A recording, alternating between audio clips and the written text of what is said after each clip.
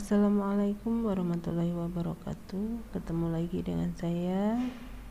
Pada pertemuan kali ini saya ingin memaparkan atau menjelaskan akun pertama dari laporan posisi keuangan, yaitu kas. Kas mudah sekali untuk diselewengkan sehingga perusahaan membutuhkan kontrol, sistem kontrol yang baik agar kas bisa aman. Kontrol penerimaan kas dari penjualan tunai. Di sini dicontohkan total penjualan tunai tanggal 19 Maret sebesar $3.150.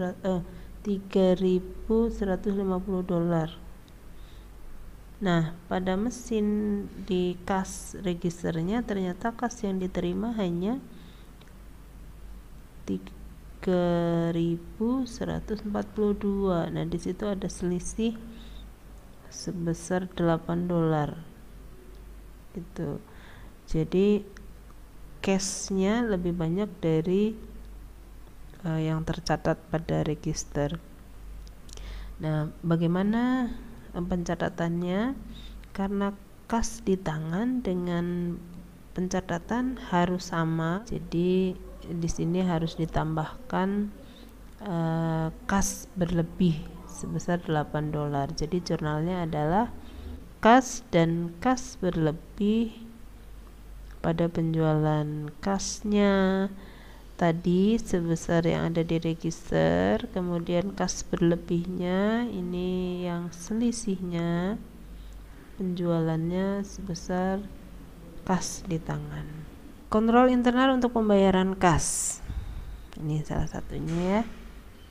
Kontrol kas harus menjamin bahwa pembayaran dilakukan hanya untuk transaksi yang disetujui. Jadi salah satu kontrol kas adalah menjamin bahwa pembayaran dilakukan hanya untuk transaksi yang disetujui. Untuk transaksi yang tidak setujui, maka tidak akan ada transaksi. Jadi cancel karena transaksi tidak disetujui. Mohon maaf jika suaranya agak kurang jelas. Oke, berikutnya kontrol kas seharusnya dapat meyakinkan bahwa kas digunakan dengan efisien. Nah, ini kontrol berikutnya adalah bahwa pengeluaran kas itu digunakan untuk seefisien mungkin. Jadi tidak ada pemborosan di situ. Berikutnya, sistem dengan tanda bukti atau voucher system menjamin bahwa apa yang dibayar sesuai dengan yang diminta, diterima dan ditagih oleh pemasok.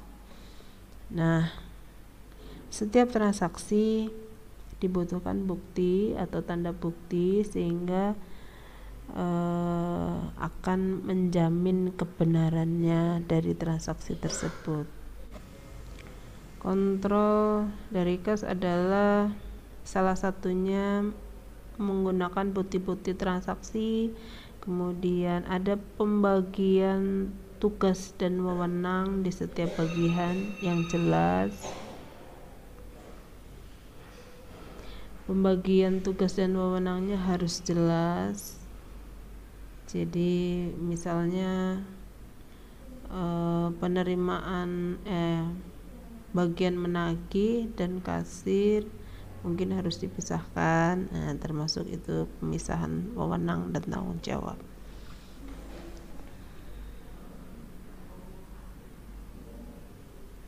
Nah, kemudian berikutnya adalah laporan yang diterima dari bank untuk semua transaksi rekening disebut laporan saldo rekening.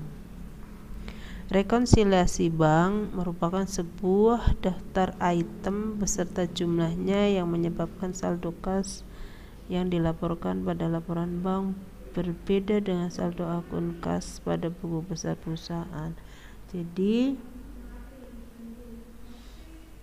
perusahaan itu membutuhkan akun bank atau kas di bank. Kenapa? Karena transaksinya cukup besar, tidak mungkin itu hanya disimpan cash aja. Jadi bentuknya kas itu sebenarnya kasnya ada kas bank, ada kas di tangan. Nah, nanti kita akan bahas berikutnya apa itu kas bank dan apa itu kas di tangan. Nah, yang pertama kita bahas dulu yang kas bank. Kas bank. Walaupun bank sudah ada rekening koran adalah mutasi-mutasi pencatatan keluar masuknya kas kita, baik yang disetor atau kas keluar. Nah, di situ namanya rekening koran.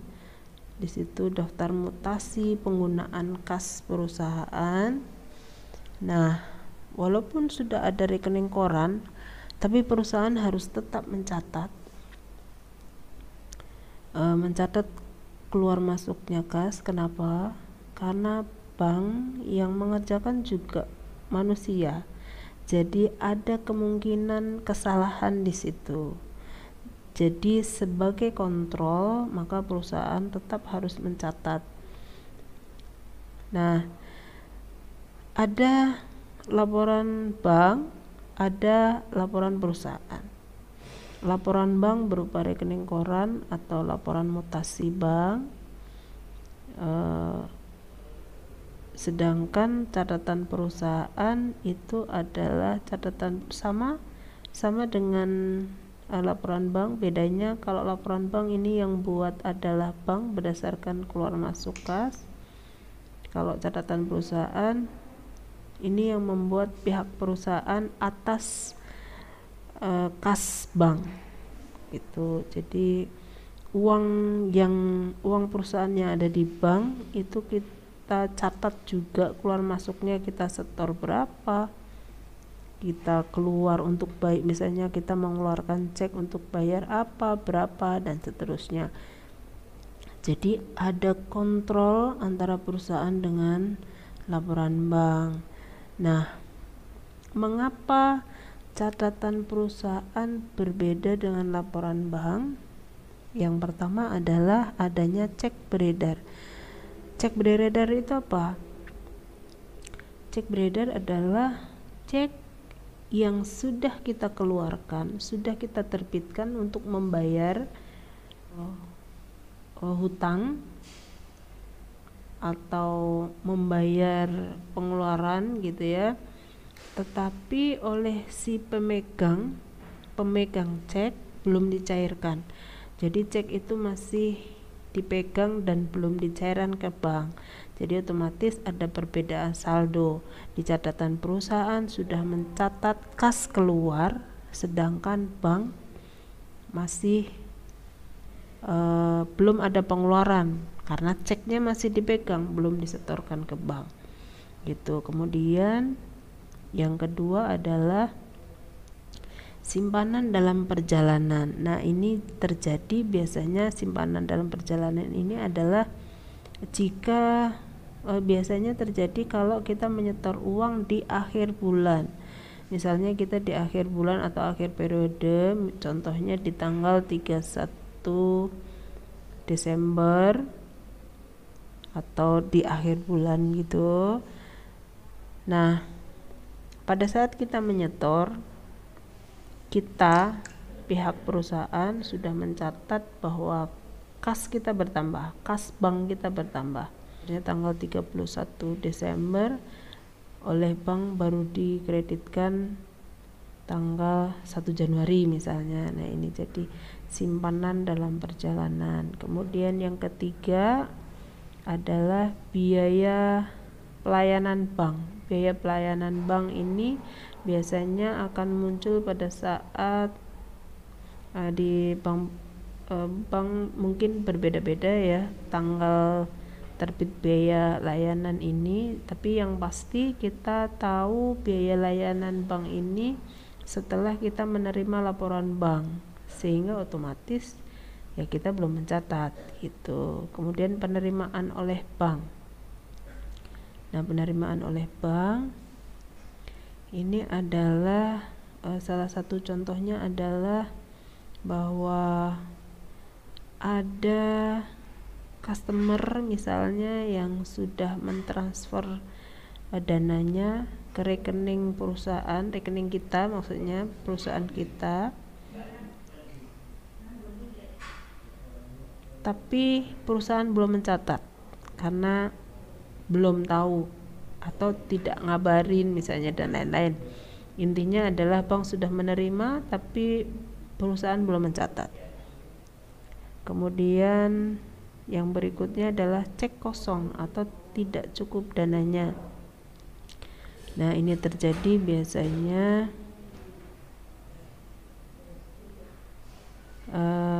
jika salah satu contoh adalah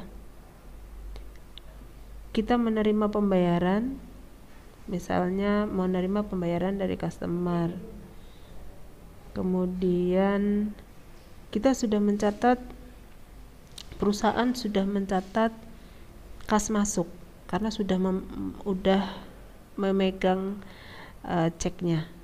Nah, ternyata pada saat ceknya disetor ke bank, bank menolak karena dananya tidak cukup. Ini contohnya ya. Jadi batal menerima gitu. Ini cek kosong atau dananya tidak cukup. Yang terakhir yang menjadikan perbedaan antara catatan perusahaan dan laporan bank adalah karena kesalahan. Nah, kesalahan ini bisa terjadi di pihak perusahaan maupun dari pihak bank. Jadi misalnya nulisnya kebanyakan 0 kurang 0 atau terbalik dan lain-lain, atau yang harusnya di debit malah di kredit. Nah, ini kesalahan ini adalah kesalahan human error. Jadi kesalahan karyawannya, petugasnya. Sehingga ini bisa terjadi di bank, bisa terjadi di perusahaan. Nah, bagaimana tahap-tahapan untuk menyinkronkan pencatatan dari catatan bank dan catatan perusahaan? Nah, ini berikutnya adalah tahap-tahapannya. Menyinkronkan pencatatan bank dengan perusahaan disebut rekonsiliasi bank. Jadi kita membuat laporan rekonsiliasi bank supaya saldo yang ada di bank, catatan di bank dan catatan di perusahaan menjadi sama. Yang pertama, membandingkan setiap deposit pada laporan bank dengan deposit yang belum dicatat yang muncul pada rekonsiliasi periode sebelumnya dan dengan cara penerimaan deposit yang lainnya. Jadi tambahkan deposit yang belum dicatat oleh bank pada saldo menurut laporan bank. Kedua, bandingkan cek yang dikeluarkan dengan cek beredar yang muncul pada rekonsiliasi periode sebelumnya dan dengan cek yang telah dicatat. Dengan mengkurangkan cek beredar yang belum dibayar oleh bank dari saldo menurut bank. Berikutnya, bandingkan kredit memo dari bank dengan catatan penerimaan kas, yaitu tambahkan kredit memo yang belum dicatat pada saldo menurut catatan deposit. Keempat, bandingkan debit memo dari bank dengan catatan pembayaran kas, yaitu dengan mengurangi debit memo yang belum dicatat pada saldo menurut catatan depositor. 5. Jabarkan jika ada kesalahan yang ditemukan selama tahap-tahap sebelumnya. Nah, intinya tahapan itu adalah sebelum kita melakukan rekonsiliasi bank,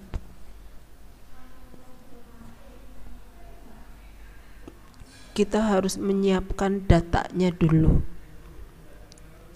Datanya apa?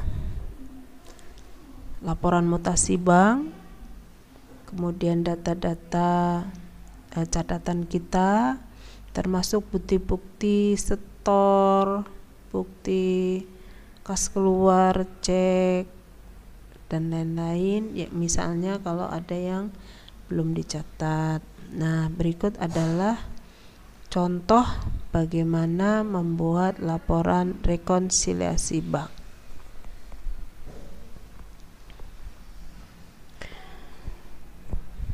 Di sini ada catatan bank, saldo awalnya sebesar 3.359,78, catatan di depositor atau pihak perusahaan itu 2.549,99. Nah, ini ada perbedaan saldo. Nah, apa yang membuat saldo ini berbeda?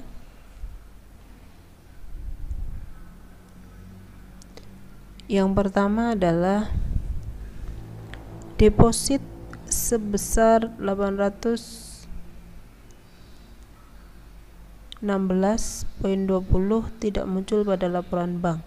Jadi perusahaan sudah melakukan setoran sebesar itu, tetapi di laporan bank belum muncul. Apa yang harus kita lakukan? Yaitu menambahkan catatan tersebut di bagian bank. Kenapa di bagian bank?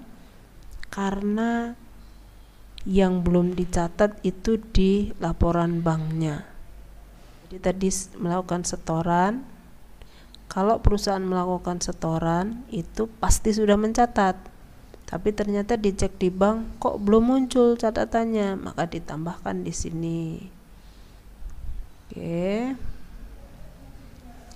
Berikutnya adalah bank menerima pembayaran wesel tagih sebesar 400 beserta bunga 8 untuk power networking. Jadi ada uang masuk sebesar 408. Jadi setelah dilihat rekening koran atau laporan banknya itu ada kas masuk sebesar ini, ada penerimaan. Nah, otomatis perusahaan belum mencatat dong karena belum tahu gitu. Maka yang harus dilakukan adalah menambahkan di catatan perusahaan. Karena bank sudah mencatat, ya, bank sudah menerima. Kalau sudah menerima artinya sudah tercatat, sudah ada di catatan bank. 3 buah cek yang dikeluarkan dalam periode ini tidak muncul dalam laporan bank. Jadi ada 3 cek yang dikeluarkan, tapi di laporan bank belum ada. Tidak ada pengurangan cek di catatan bank. Di perusahaan udah tentu sudah mencatat karena perusahaan yang mengeluarkan cek. Tapi ternyata di catatan bank belum muncul, belum berkurang uangnya. Maka harus dikurangkan di catatan bank.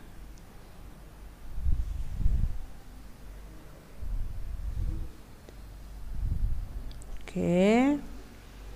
Berikutnya, bank mengembalikan cek dari salah seorang pelanggan karena tidak cukup dana sebesar 3.000.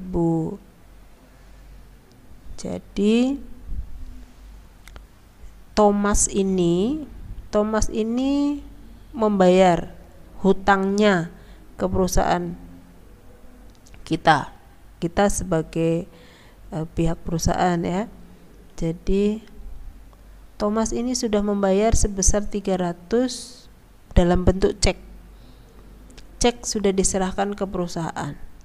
Perusahaan sudah mencatat bahwa ada kas masuk sebesar 300.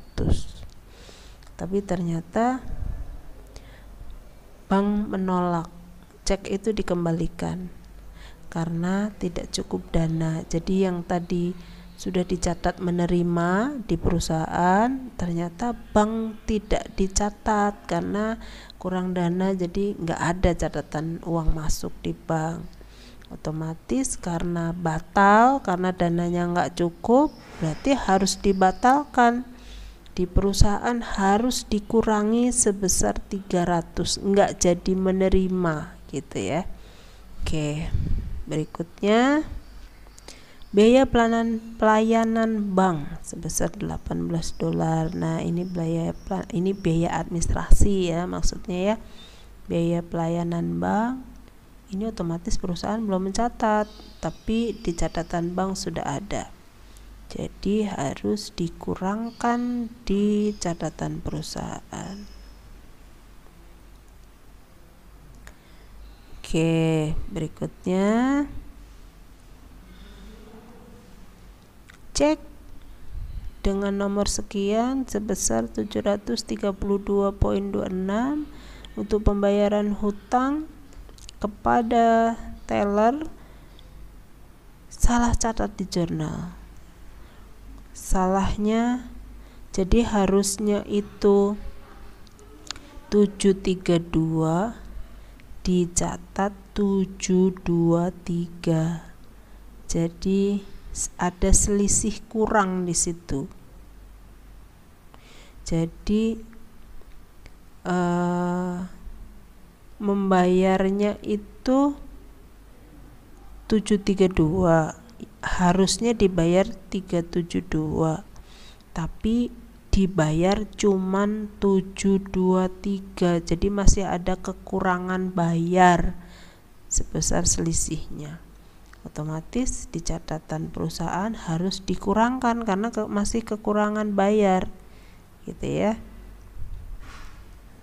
Oke, masih ada kekurangan bayar sebesar $9. Oke, mudah-mudahan sampai sini jelas. Berikutnya di total. Oke, sudah habis ya transaksinya. Nah, di total saldonya sudah sama. Catatan bank 2630,99 dan saldo catatan depositor atau perusahaan 2630,99 sudah sama. Artinya laporan rekonsiliasi bank sudah selesai. Nah, berikutnya tinggal membuat jurnalnya. Bagaimana membuat jurnalnya?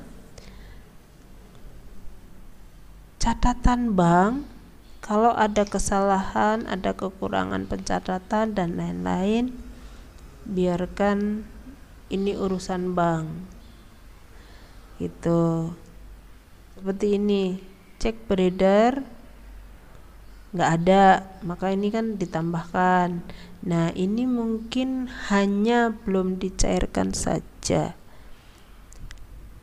jadi pada saatnya nanti pasti akan berkurang. Kemudian yang tambahan ini juga setoran dalam perjalanan. Jadi kita menyetorkan uang tapi belum dicatat oleh bank. Nah, ini juga mungkin di tanggal berikutnya baru dicatat. Gak masalah, ini hanya menunggu waktu aja. Nah, bagian di perusahaan inilah yang harus kita catat. Harus dibuat jurnalnya.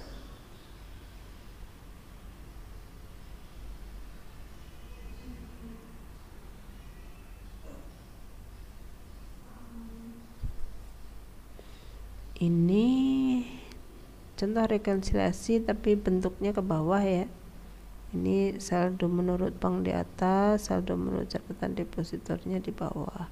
Sama aja, kalau ini kan lebih mudah karena samping-sampingan, jadi ini kelihatan kiri dan kanan totalnya udah sama. Nah, kalau ini bentuknya ke bawah, ini di sini dan di sini gitu. Oke, ayat jurnal tadi yang saya sampaikan tadi, ayat jurnal penyesuaiannya yang harus dibuat seperti apa? yang bagian perusahaan saja. Nah, di bagian perusahaan ini ada yang pertama adalah penerimaan pembayaran oleh bank. Belum kita catat, tapi di rekening bank sudah ada penerimaan pembayaran.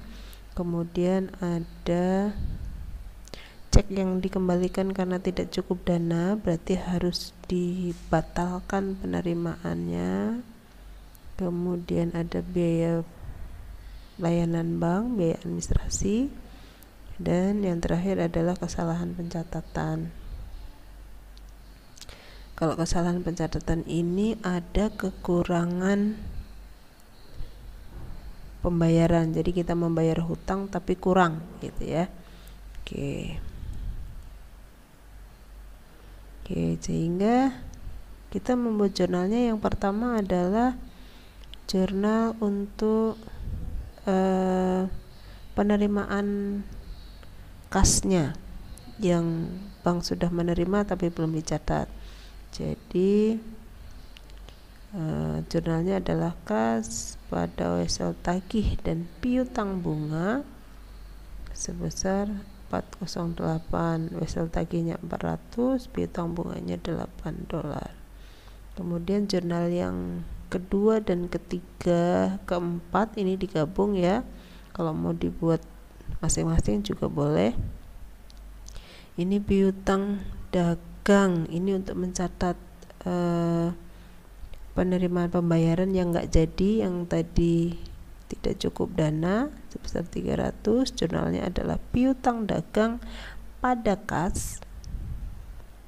Kemudian yang kedua, beban administrasi bank, atau di sini catatnya adalah beban administrasi lainnya gitu ya, sebesar $18. Jurnalnya adalah beban administrasi lainnya atau beban administrasi bank pada kas. Kemudian yang terakhir adalah kekurangan pembayaran hutang sebesar $9. Jurnalnya adalah hutang dagang pada kas sebesar $9. Nah, di sini karena pengeluarannya sama, kas ketiga-tiganya, jadi jurnalnya digabung. Piutang dagang, beban administrasi lainnya, dan hutang dagang pada kas. Itu jurnalnya. Oke, kalau seandainya ya di sisi bank itu ada kesalahan, ya tugas kita hanya melaporkan ke bank, mengoreksinya yaitu tanggung jawab bank. Berikutnya kas kecil. Dalam pembentukan kas kecil ada dua metode yang bisa digunakan, yaitu metode fluktuatif dan metode dana tetap atau impres. Nah, metode fluktuatif itu yang seperti apa? Penentuan jumlah dalam rekening kas kecilnya itu tetap. Jadi setiap periode, kalau periode bulanan berarti tidak sama, berubah-ubah berdasarkan kebutuhannya.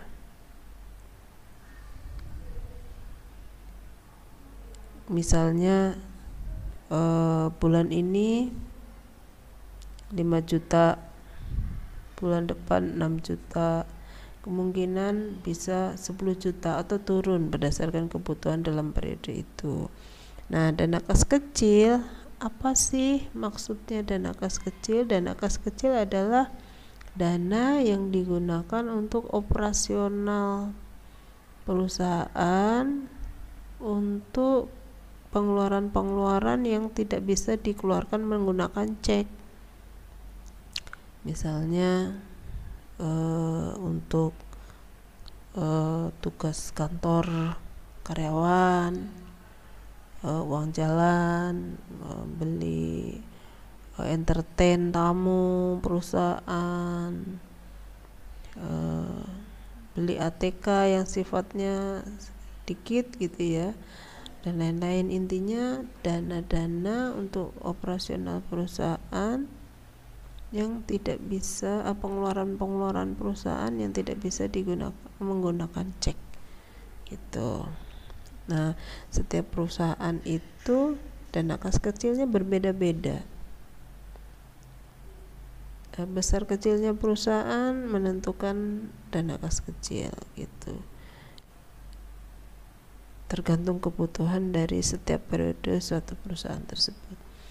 Nah, kemudian yang metode kedua adalah metode dana tetap. Nah, kalau dana tetap ini setiap periode dananya sama. Kalau bulan ini 5 juta, bulan depan 5 juta, sama, dan seterusnya, tidak berubah-ubah. Oke, berikutnya ini adalah ilustrasi bagaimana pembentukan dana kas kecil. Contohnya adalah 1 Agustus ini membentuk dana kas kecil sebesar 100 atau pembuatan dana kas kecil sebesar 100. Kas kecil pada kas. Itu kas di sini adalah kas bank ya.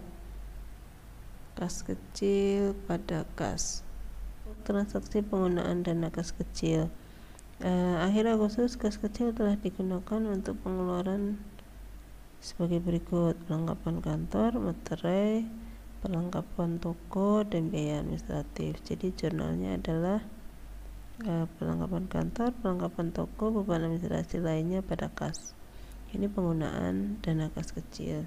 Nah, perbedaan dari fluktuatif dan impres itu terletak pada pembentukan dana kas kecil di periode berikutnya. Kalau fluktuatif berarti pembentukan kas kecil berikutnya itu dengan bisa aja tidak sama dengan periode sebelumnya karena berubah-ubah gitu ya sesuai kebutuhannya. Nah, kalau impres artinya yang sudah dikeluarkan di periode sebelumnya itulah yang akan kita isikan kembali untuk dana kas kecil. Contohnya ini sudah digunakan sebesar 88. Kalau tadi pembentukannya 100 ya, ini pembentukannya 100 kemudian sudah dipakai 88. Artinya kalau dana impres maka pembentukan kas kecil di periode berikutnya tinggal menambahkan $88 aja supaya nanti di periode berikutnya akan menjadi kembali 100 lagi gitu. Nah, kalau fluktuatif tidak ada gitu ya. Kalau fluktuatif ya bebas aja, berikutnya sesuai kebutuhan. Sampai di sini dulu untuk pembahasan mengenai kas ya. Mudah-mudahan dapat difahami.